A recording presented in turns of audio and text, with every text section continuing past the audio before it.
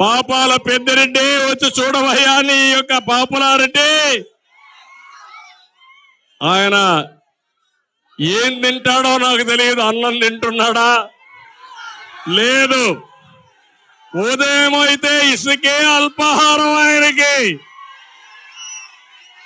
మధ్యాహ్న భోజనం మైన్స్ ఆయనకి, రాత్రి డిన్నర్ ఇరిగేషన్ ప్రాజెక్టులు.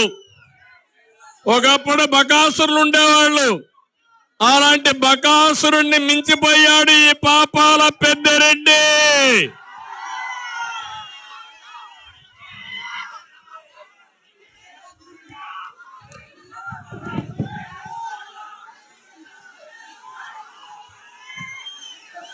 నేను అడుగుతున్నా, తమ్ముళ్ళు పుంగనూరులో ఈసారి గెలుస్తాడా?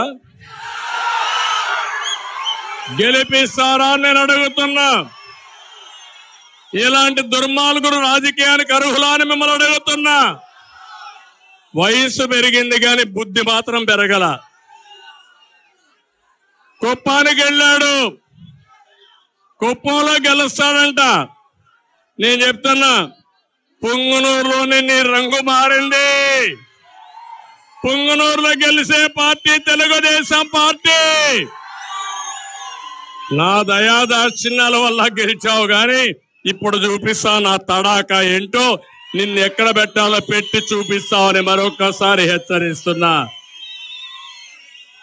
పోలీసులు అడ్డు పెట్టుకుని సెకండ్ రాజకీయాలు చేసే ఈ నాయకుడు ఒక నాయకుడు ఆ తమ్ముళ్ళు అని మిమ్మల్ని అడుగుతున్నా.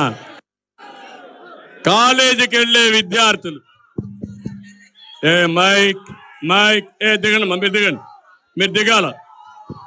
తమ్ముడు దిగేమా, దిగే. మైక్ కిరపడలేదు, దిగండి.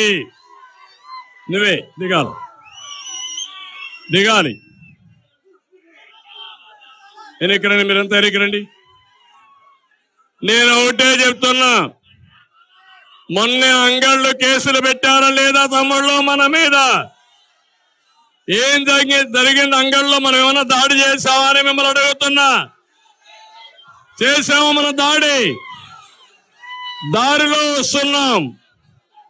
ప్రాజెక్టులో జరిగే అవినీతి, ప్రాజెక్టుల పైన నిర్లక్ష్యం, పెద్దిరెడ్డి దోపిడీ, ఇవన్నీ కూడా ఎక్స్పోజ్ చేశాం. మనం ఇది ఎక్స్పోజ్ చేసి మన మీద దాడి చేసి సుమారు 600 మందిని జైల్లో పెట్టారు.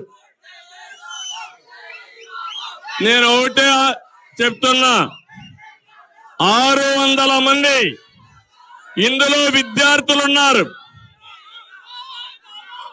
అదే మరి ముసలి వాళ్ళు ఉన్నారు, కొంతమంది గ్రామం వదిలిపెట్టి ఎక్కడికో వెళ్ళిపోయారు, చాలా ఇబ్బందులు పడ్డారు.